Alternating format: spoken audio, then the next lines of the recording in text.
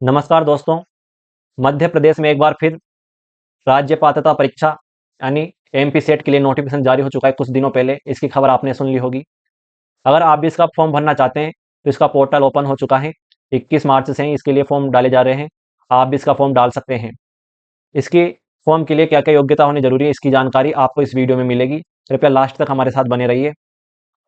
दोस्तों, 21 मार्च से इसका जो पोर्टल खुल चुका है फॉर्म भरने के लिए, आप भी फॉर्म भर सकते हैं और 20 अप्रैल तक इसके फॉर्म भरे जाएंगे। तो 20 अप्रैल से पहले पहले आप फॉर्म भर दो।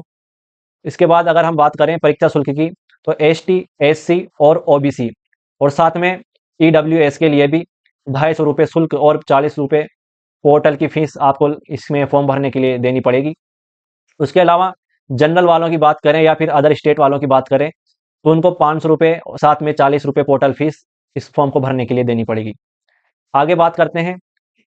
राज्य पात्रता परीक्षा ओएमआर पद्धति पर ऑफलाइन पद्धति के माध्यम से होगी और इसमें 20 विषयों के ऊपर ये परीक्षा आयोजित करवाई जाएगी और इसमें प्रत्येक प्रश्न 2 अंक का होगा, जिसमें 150 क्वेश्चन आएंगे और 150 क्वेश्चन के 300 नंबर बनेंगे। 3 घंटे का आपका ये पेपर होगा। दोस्तों, इसमें 2 प्रश्न पत्र होंगे, एक तो पेपर 1, एक पेपर 2। पेपर 1 आपका जनरल होगा, जिसमें आपकी जनरल नॉलेज जानी जाएगी और पेपर 2 होगा जिससे आप पोस्ट ग्रेजुएशन कर चुके हो या पोस्ट ग्रेजुएशन कर रहे हो। पेपर 2 उसका होगा। दोनों दोनों पेपर 3 घंटे के अंदर, दोनों पेपर बिना किसी अंतराल के एक साथ होंगे। ये इस दोनों पेपर को अलग अलग आयोजित नहीं करवाया जाएगा, बल्कि दोनों पेपर एक साथ आयोजित करवाए जाएंगे। इसके बाद देखते हैं दोस्तों, न्यूनतम शैक्षणिक योग्यता। अगर आप पीजी के लास्ट सेमेस्टर में हो या थर्ड सेमेस्टर में हो या आपका पीजी कंप्लीट हो चुका है तो आप इसका फॉर्म भर सकते हो। दोस्तों, इसके लिए पीजी में आपको कम से कम, अगर आप जनरल कैटेगरी से आते हो तो 55% आपका स्कोर होना चाहिए और अगर आप एसटी, एससी और ओबीसी की कैटेगरी में आते हो तो आपको 50% का आपका स्कोर होना चाहिए। दोस्तों, ईडब्ल्यूएस वालों की बात करें तो ईडब्ल्यूएस वालों के लिए भी इसमें 55% स्कोर जरूर होना चाहिए आपका पीजी में। दोस्तों, परीक्षा परिणाम घोषित होने के 2 वर्ष के अंदर अंदर आपको अपनी जो योग्यताएं हैं पीजी कंप्लीट करना है। मतलब जैसे ही आपको एमपी सेट में पात्र घोषित कर दिया जाएगा, उसके 2 साल के भीतर भीतर आपको पीजी करना है। ऐसा भी हो सकता है। इसके अलावा दोस्तों, आरक्षण के संबंध में निर्देश हैं। समस्त आरक्षण मध्य प्रदेश के राज्य के संदर्भ में ही है। कोई भी आरक्षण अगर आप दूसरे स्टेट से आते हो तो आपके लिए कोई आरक्षण की व्यवस्था नहीं है।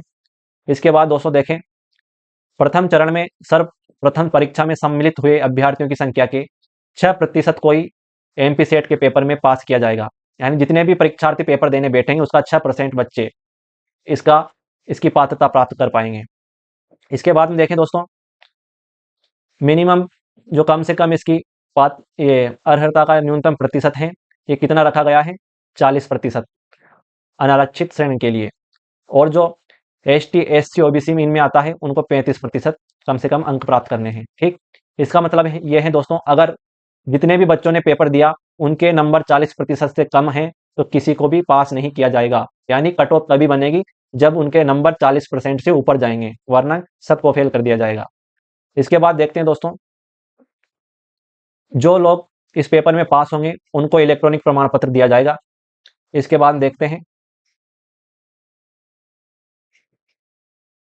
जिन शहरों में परीक्षा आयोजित करवाई जाएगी उनके नाम यहाँ पर दे रखे हैं। इन शहरों में ये परीक्षाएं आयोजित करवाई जाएंगी। वीडियो को पॉज करके आप इनका नाम देख सकते हैं। आगे देखते हैं दोस्तों, राज्य पात्रता परीक्षा 2024 ऑफलाइन पद्धति से होगी।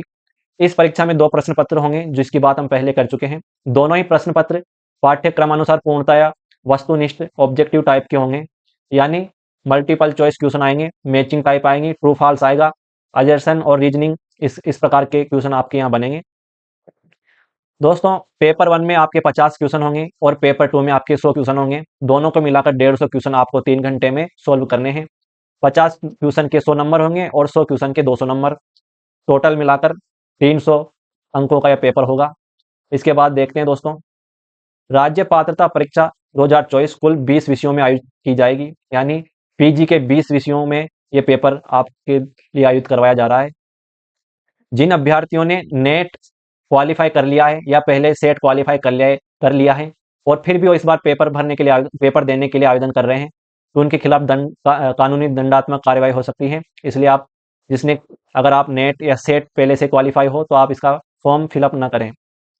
इसके बाद देखते हैं दोस्तों, प्रश्न पत्र हल करते समय दिव्यांग जन के सह लेखक की योग्यता स्नातक अथवा उससे कम होनी चाहिए। यानी कोई विकलांग है जो खुद पेपर देने में सक्षम नहीं है, उसके साथ अगर कोई साथी कर जाता है तो उसको कम से कम स्नातक या उससे कम की योग्यता होनी चाहिए उसकी। अंकों की व्यवस्था देखें दोस्तों, तो इसमें ऋणात्मक मूल्यांकन नहीं किया जाएगा, यानी माइनस मार्किंग नहीं होगी। ये सबसे बड़ी जो पॉजिटिव बात कि इसमें माइनस मार्किंग नहीं होगी, माइनस मार्किंग इसमें नहीं रखी गई है। दोस्तों इसके अलावा हम बात करें परीक्षा पत्र का माध्यम, तो दोस्तों परीक्षा पत्र का माध्यम हिंदी और इंग्लिश, यानी आपका पेपर हिंदी और इंग्लिश दोनों भाषाओं में आएगा।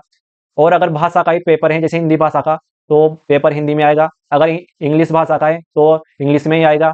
और अगर आप उर्दू भाषा से कर रहे हैं तो उसका उर्दू में आएगा, यानी भाषा का पेपर भाषा में ही आएगा। आगे देखते हैं दोस्तों, जो OMR सीट होगी उसका गोला भरने के लिए केवल काली स्याही वाला बॉल पेन का ही उपयोग किया जाएगा, और किसी कलर का पेन लेकर आप ना जाएं। इसके आगे देखते हैं दोस्तों, इसका पेपर देने के लिए फॉर्म जो फिलअप कर रहे हैं उनके पास इनमें से कोई सी भी एक डिग्री होनी चाहिए। क्या क्या? एक तो MCOM है, दूसरी MLibSC यानी मास्टर ऑफ लाइब्रेरी साइंस, या मास्टर ऑफ लिटरेचर, या MSc होनी चाहिए, या मास्टर ऑफ स्टेटिस्टिक्स, या फिर MA होनी चाहिए, या MPED होनी चाहिए, या MPES होनी चाहिए, या फिर BSMSA होनी चाहिए, या फिर LLM होनी चाहिए। ये डिग्रियां जिनके पास हैं या जो करने वाले हैं वो इसका फॉर्म भर सकते हैं। आगे देखते हैं दोस्तों,